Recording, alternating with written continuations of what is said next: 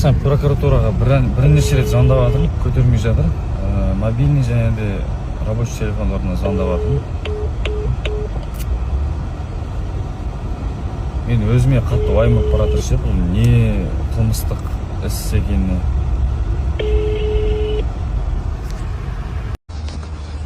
Так, келдім областной прокуратураға.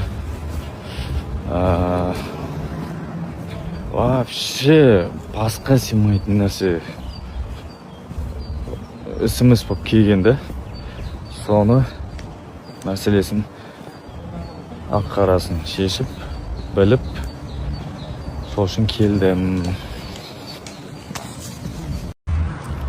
Қазір шықтым.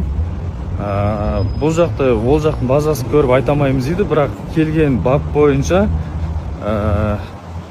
типа өзім шошып отырмын қазірше. Может шатасып кеткен шығар дейді. Вообще басым істемей тұр ше. Баратын жерім облыстық прокуратура екен. Бір сағаттан аса жер көрсетіп тұр. Барам. Масқара ғой. Кешеден бері, кеше түнде көрдім бе, вообще настроением жоқ, ұйқы жоқ.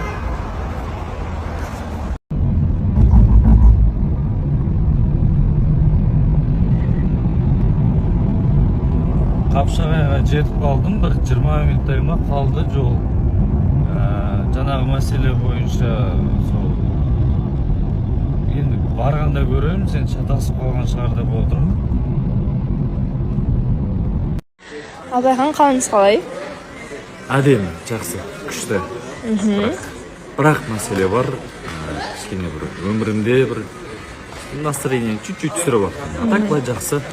Сіздің сторисларыңызды көретін адамдар сәл шошитын сияқты. Негізі не болып жатыр? Үміткеріңізбен? Сондай болып жатыр енді. Кішкене өзім де түсінбей жатырмын ше. Көңілім ойласам бір түсіп кетіп жатыр ше. Бүгін Алла бұйырса енді ортаға шықпасақ, Алла берсе барлығын түсіндіреміз, айтамыз кім, не, қалай, не жасаған, не болған, не айтқан деген сияқты. 14:30-да мүмкін біле жатармыз. Абайхан, сізге біздің жобада үйленген жұптардың ішінен қайсы жұп ұнайды? Айта алмаймын, бәрі ұнайды негізі, көбісі ұнайды, шыны керек. Бір жұп жоқ па, бір үлгі алатындай? Маған негізі өзіміздің Шерхан мен Ақбота ұнайды. Ұнайтын, Үміттім андайда қосылса екен деген. Өйткені ортада бала бар.